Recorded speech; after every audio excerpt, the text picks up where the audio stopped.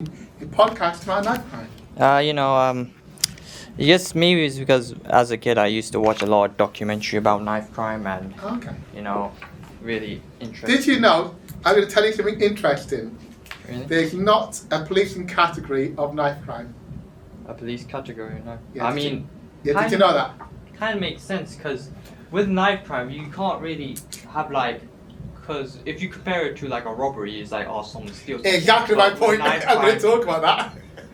Yeah, because that's it, right? Yeah, knife crime is like you don't know if it's Exactly. I'm going to talk to that point because, like, for example, there's a number of different laws. The main law is the Offensive Weapons Act. Yeah. Okay. That talk about bladed articles. Yeah. But anyway, it's for you to get me ready. Yeah. Yeah. Turn this on and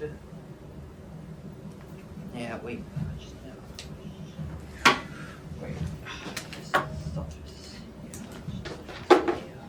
And then let me check if everything is in order so they know. Oh wait, there we go.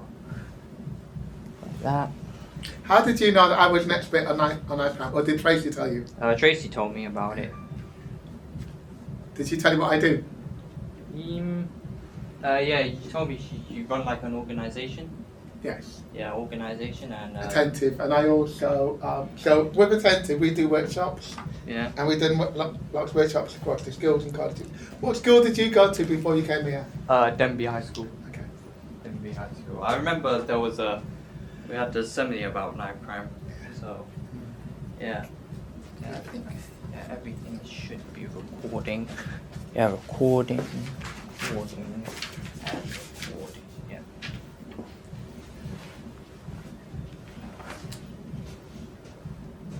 This is Keep It Real, take 1.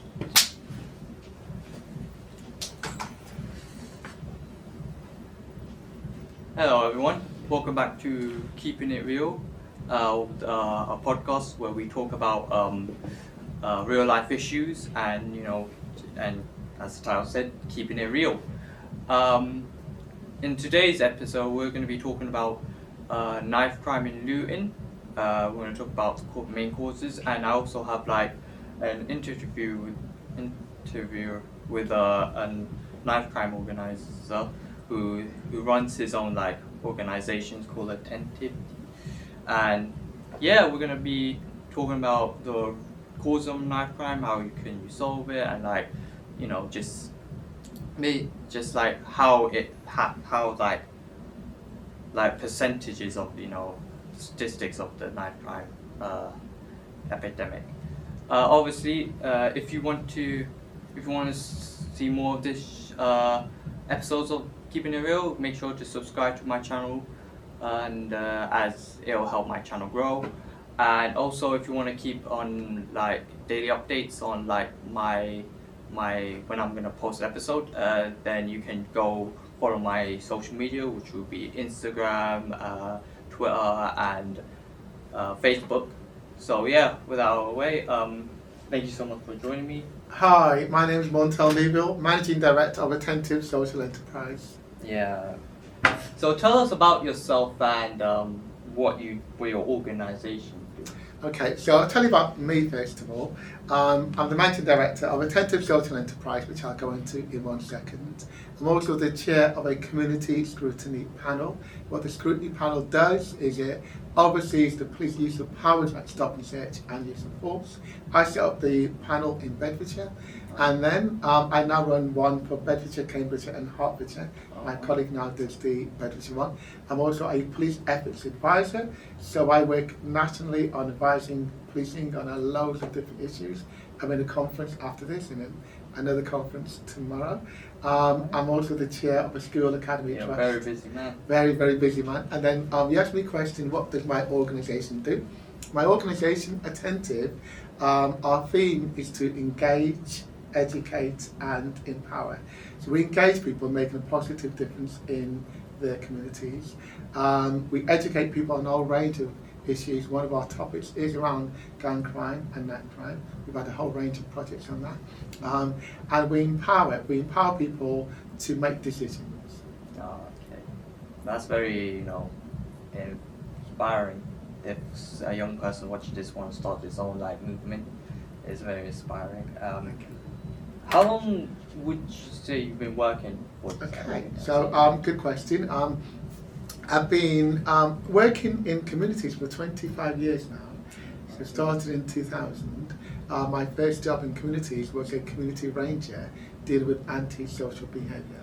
Then I was a community engagement manager, and then I was a partnership manager. When I was a partnership manager, I began working with Bedfordshire Police in 2005. So I've been working with Bedfordshire Police for 20 years from 2005. From 2015, I set up and ran the community scrutiny panel. So I've been doing it for quite a long time. And from 2017, attentive social enterprise. That's crazy because it's really like you can see like where you're from like at the start and then like years ago, but now you're here and you're starting like running your organization now. Can I also ask what made you want to like start your organization? Like, so my organization actually is a problem-solving organization. What I learned up to about the mid-2010s, so about 2014 and 15, is a lot of people came to me for advice and guidance. I was acting as a consultant to local authorities. I had a lot of friends in policing, but there were issues and frictions between young people and the police. I have lots of friends who are in the police force at different rank levels, and they asked me if I could facilitate some engagement with them. And actually Attentive was born to act as that social justice organisation to give young people a platform that we can build their life skills, but also be involved in making a positive difference and demystifying policing. So we've done a lot of work to demystify what the police are doing. Okay. Another question, so obviously this is one of like my main questions that is centered around this episode. What do you think are like, in your personal opinion, are the main like causes of knife crime? Okay, so that's a big question. So let me just split the question up. Okay, in terms of from a legal point of view, there's lots of laws around what we call knife crime, quote unquote, because the actual legal definition is offensive weapons. Okay, and then underneath offensive weapons, you got bladed articles, and then there's many different drivers for people using offensive weapons or bladed articles. So let me just talk about some of the main ones. These are what I call the big ticket items. Probably the biggest ticket items is people who deal in drugs. Yeah, okay. I feel like especially when you have so many like drug dealers in one area, this could be like territorial and yes, like, that's 100% correct. And what they do, they often don't go out to stab people, but they carry a knife to help so that people don't steal their drugs. That's one sort of group. Another group is people who don't intend to use a knife, but they carry it for fear. And the fear could be because of where they're going to. Either they go to an area, or they feel they're being bullied in a school or college, so they carry it in their bag or on their person for self-protection. Those are the two like big ticket items. Underneath that, there's a number of other drivers. The next driver is people who carry an offensive weapon to commit another crime. For example, car crime, burglary. More often than not, they'll have a knife to break in. Yeah. Sometimes some people might stop them or interrupt them, and they've got a knife on them. Okay. Yeah. So that is like another big ticket item of what's involved in that. And then the next one down from that is domestic. With domestic is sometimes you may hear stories of a partner, could be male or female, same gender, or a young person and a parent. There's conflict happens and somebody picks up a knife. Okay. So in that situation, but let me tell you what also constitutes offensive weapons and knife crime. If you buy a knife and you're underage, that goes into the knife crime statistics. So if you're 14 and you buy a bladed article, so you buy a, for example, a carpet cutting knife, okay, Stanley knife, okay, then that is classed as knife crime. The other thing just to add is the offence is carrying a knife or bladed article in a public place without good reason. Yeah. So there's a sentence following that, and what do the police mean by that? What they mean in a public place, colleges and schools are not public places, are they? So they've got a separate law around that. Yeah. The other thing is around shopping centres, not really public places, or businesses, they're not public places. You can carry knives in them if it's for a lawful reason. What would you say are the lawful reasons? For example, let's say you're a builder. Okay. Then you might need a whole range of tools. You've got a tool belt. Yeah. You're a car mechanic. Quite often have tools around you, don't you? You've got a toolbox. Yeah. So you carry that. You're going fishing. Yeah. Okay, so you can see those sort of things. You're a caterer. Yeah. So you've got a catering bag around Yeah. you. But in all those situations, even if you're doing those jobs, you can't still walk around like this with a knife. Yeah. Yeah. Okay, so just to make that clear to anybody who is a caterer or is a builder, you still can't walk around it like that.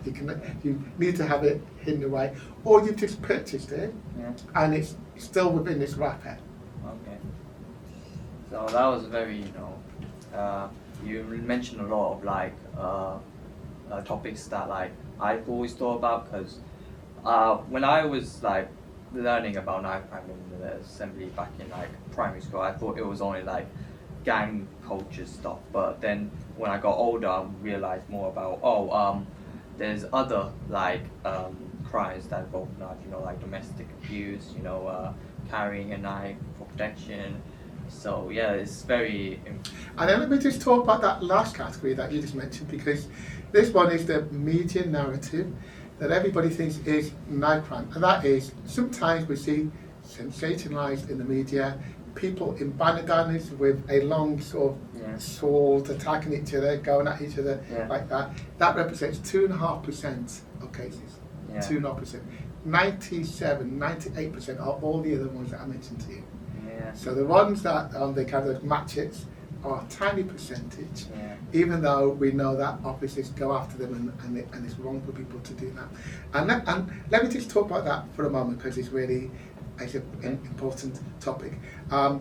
There are 2 police units actually 3 that focus upon that. In the county that we are, Luton and Bedfordshire, we have Bedfordshire Police, and they have specialist units. One of them is called Operation Bosun. Have you heard of that? Have not. Operation Bosun are a dedicated unit of police officers who just do nothing but look at knife crime. Okay. Operation Costello is a dedicated unit who look at gangs, organised crime across county borders, etc. And then the unit which I oversee is called the Joint Protective Services Unit, and they're the armed police. You've seen them go in with the NATO helmets and the guns. Yeah. Right?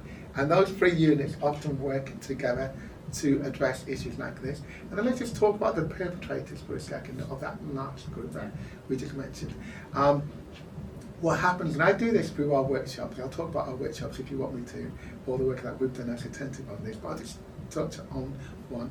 One of the things that a perpetrator does, a perpetrator will recruit a teenager. Yeah. Because teenagers blend in, don't they? Yeah, With they other do. teenagers.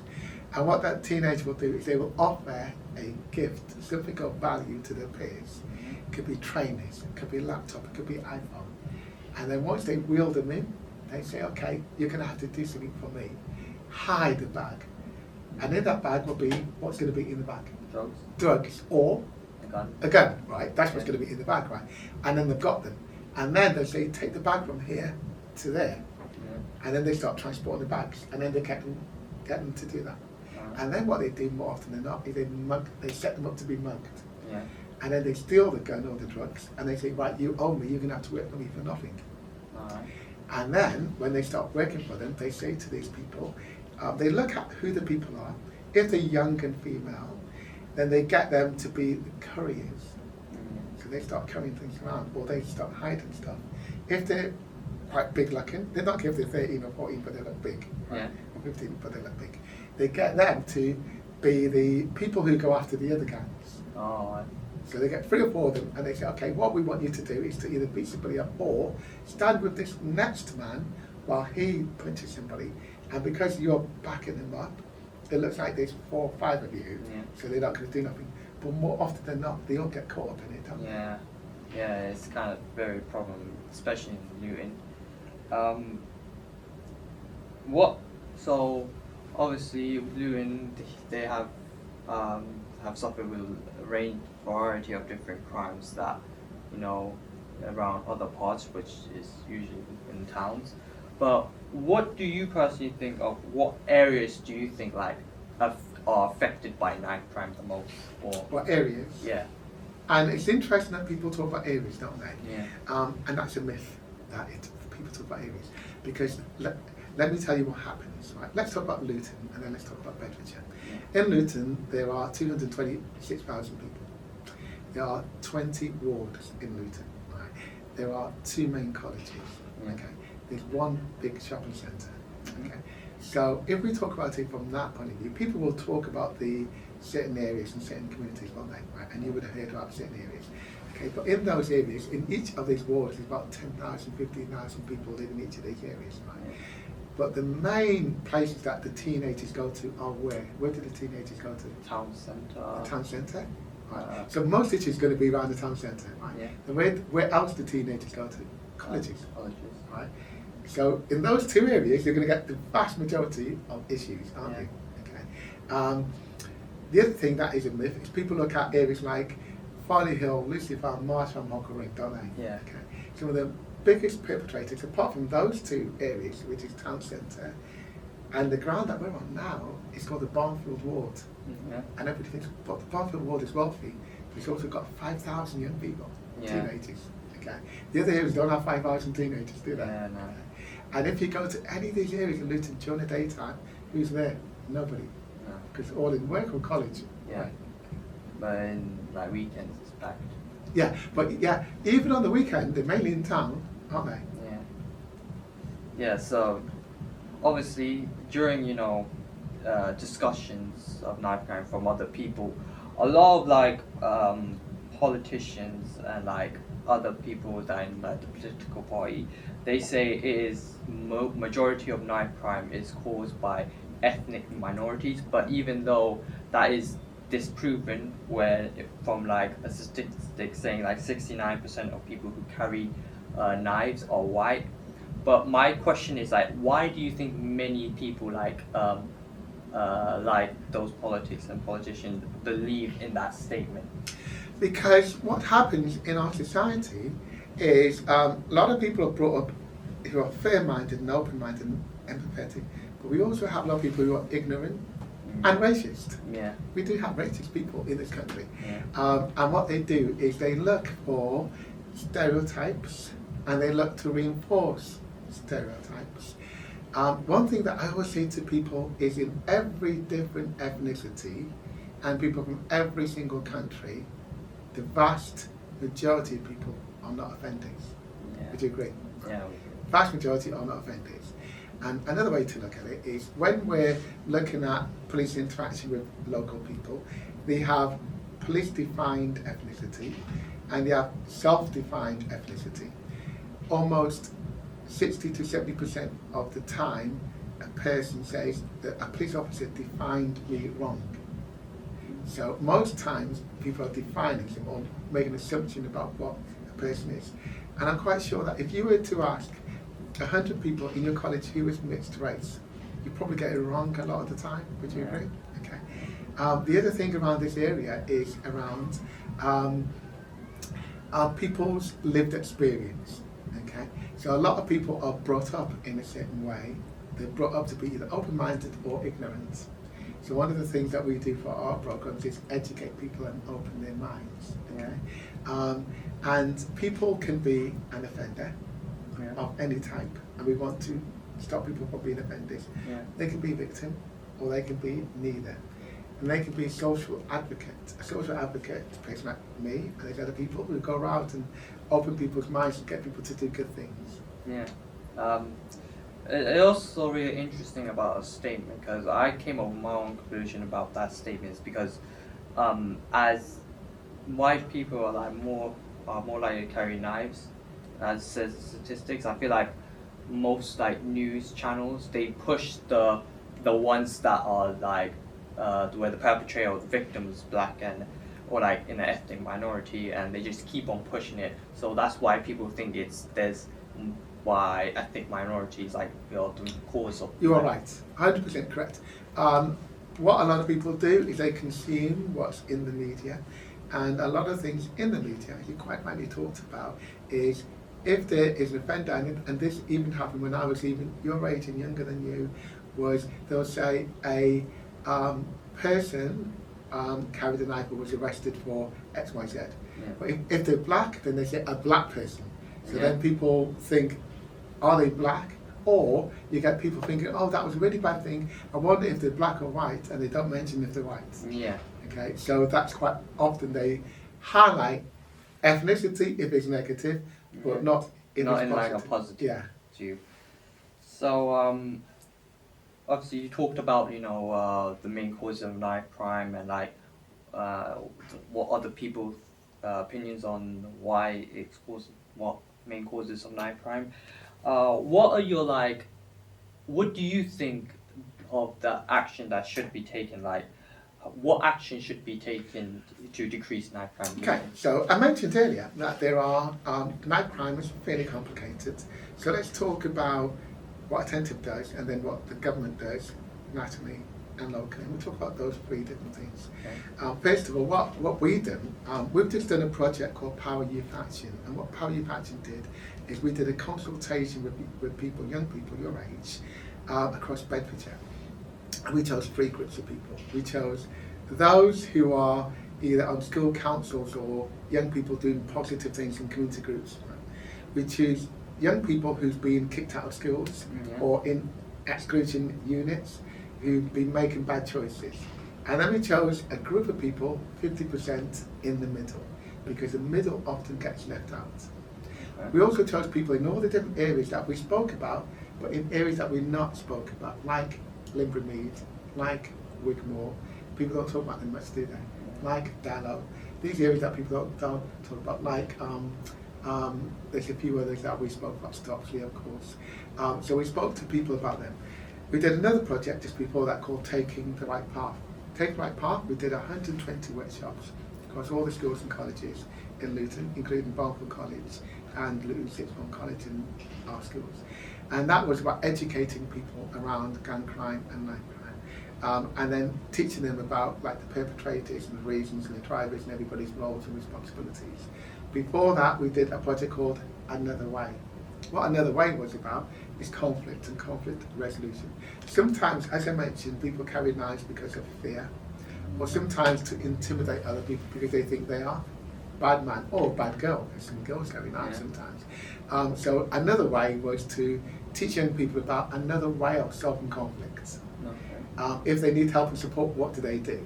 It's about mentoring, it's about support, it's about advice, guidance. So that was Another Way. And then we had another project called Solutions. So with Solutions, that was very much about working with people on what they think the solutions are to knife crime. Quickly talk about the role of local government and then central government and then local government. So what the national governments do, they do two things in the main. One, they collect money from people and they spend money. Number two, like tax paying. Taxes, yeah, exactly. And they also pass laws.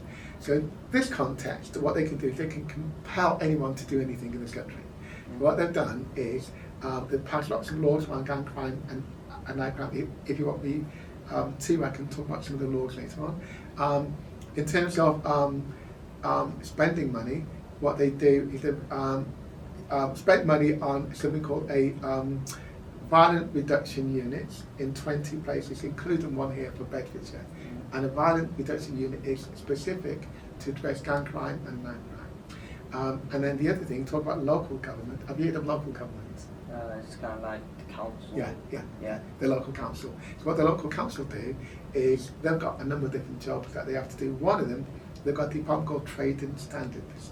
And they go around doing what's called test purchases to prevent people or shops from selling knives to underage kids. Another thing that they do is they do target hardening and lighting. People sell drugs in places whereby they're very dark, right? And in parks. So they have lights everywhere, and the council all do CCTV cameras. Okay. The other thing that councils are responsible for is youth work. and youth provision. And even if they don't have enough youth workers themselves, they fund and support other charities to have youth workers to divert people away from getting caught up into gang culture. Yeah, it's also you made a great point about the government, doing these different things to like stop knife crime, or like decrease knife crime in total level.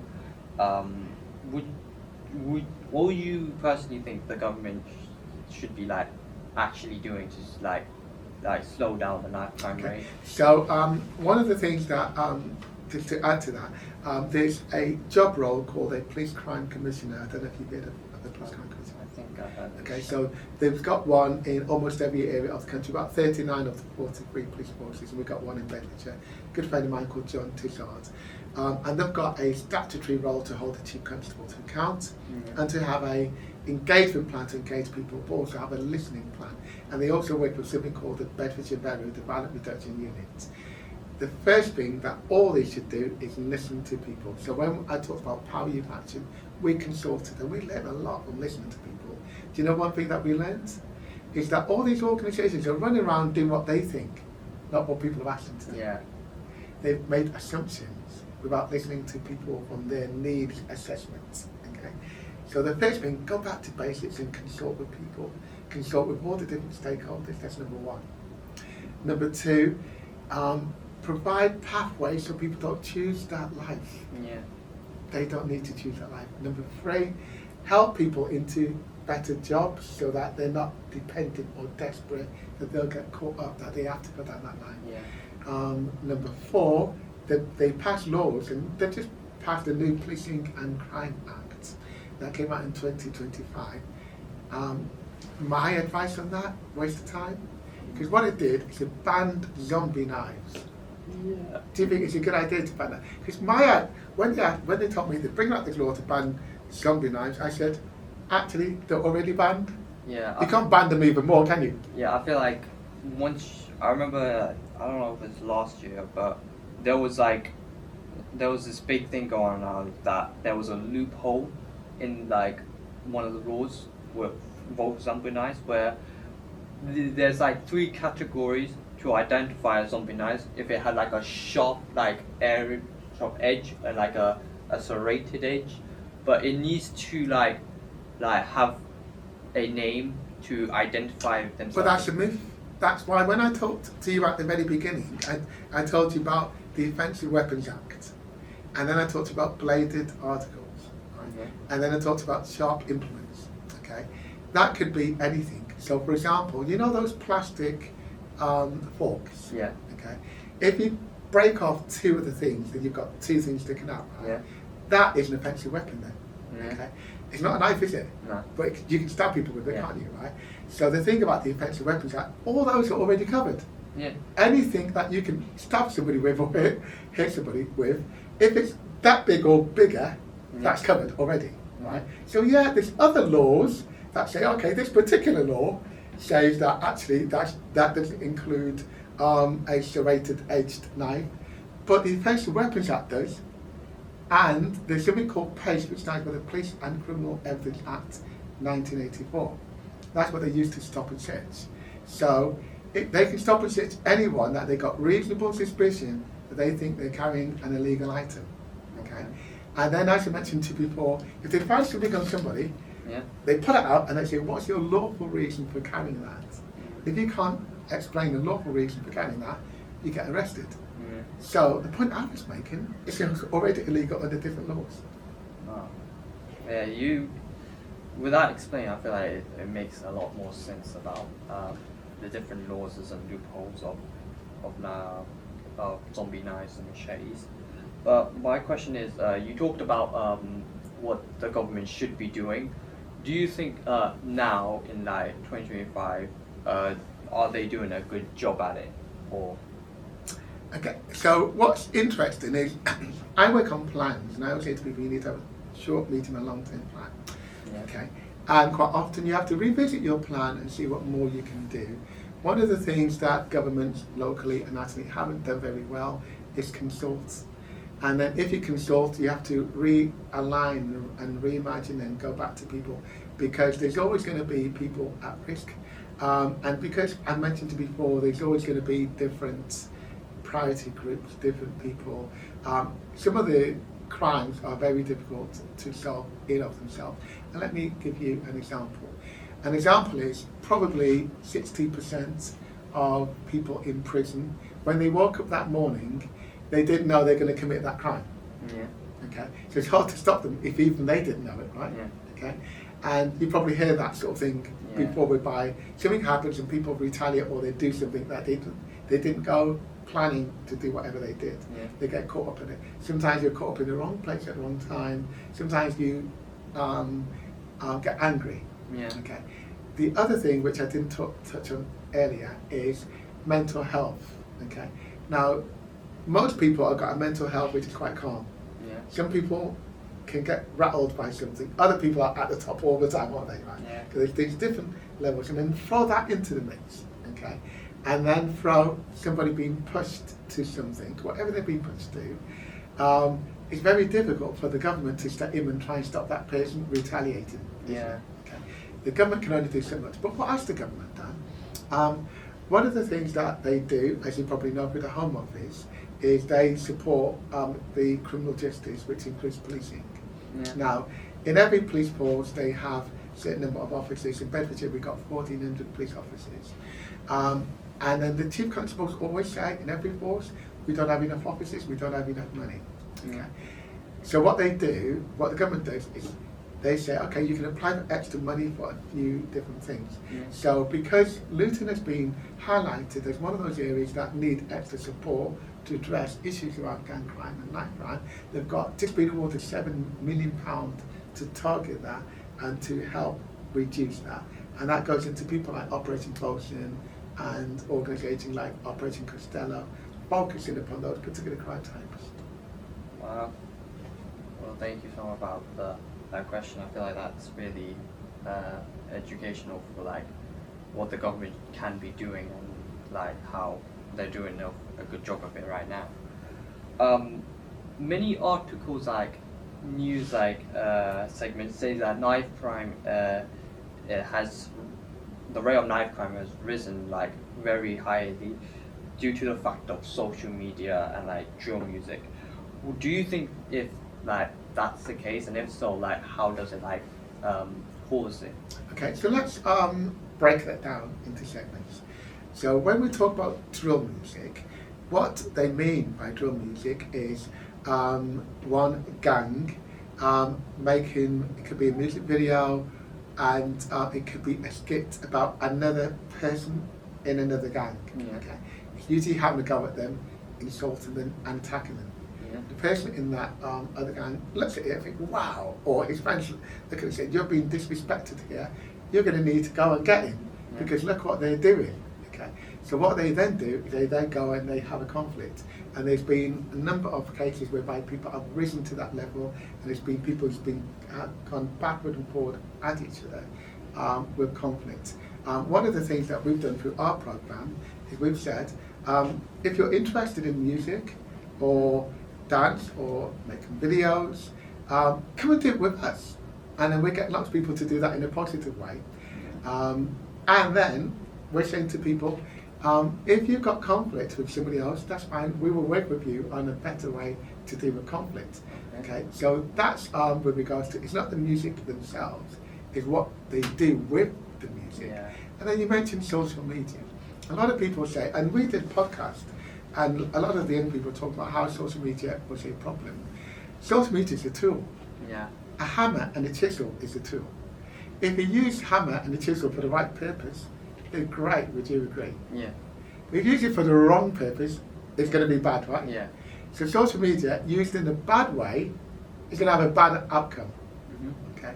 So it's not social media in of itself, it's people's attitude and what they do with it.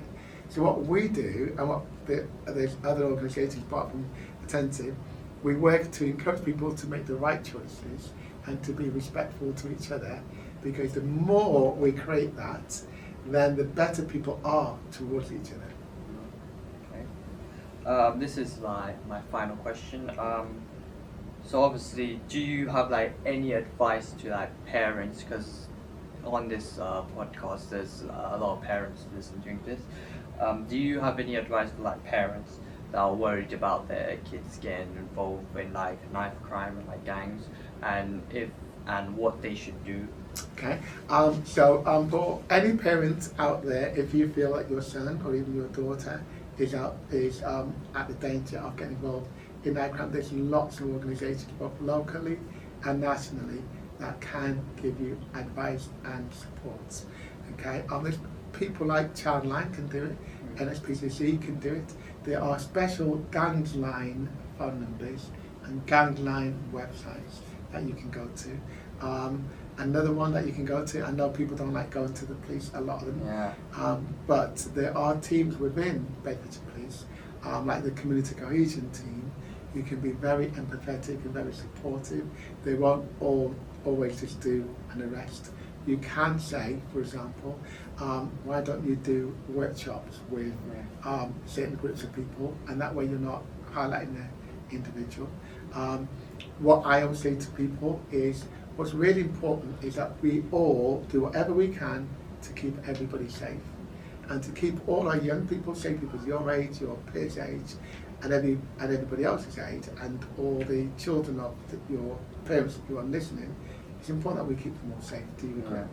So we must cooperate and work with anybody who we can to get that done, to speak to whoever we can, to work with whoever we can, because ultimately we don't want anybody being arrested because it would ruin their lives. You can get 4 years in prison just for carrying it. Okay. There's organisations that people can go to which are diversionary if they need a organisation to keep them out of trouble. And more often than not, people need mentors. So find yourself a mentor for your boy or your daughter. Yeah. Well, that's it for this episode of Keeping It Real. Obviously, if you liked this podcast, you want to see more, like, comment, and subscribe. It costs you nothing. It helps you immensely.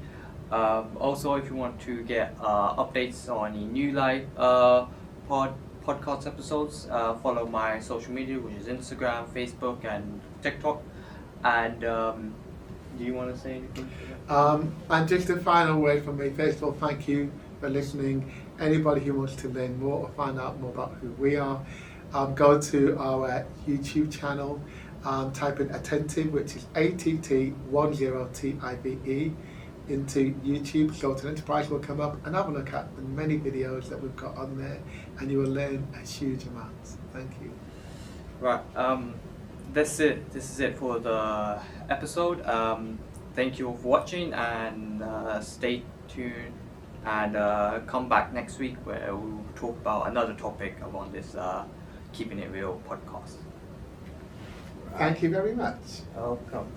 Did you like that? Yeah, I liked it. Did you learn a lot? Yeah, I learned a lot. Yeah. I'm off to London now to a police conference. Ah.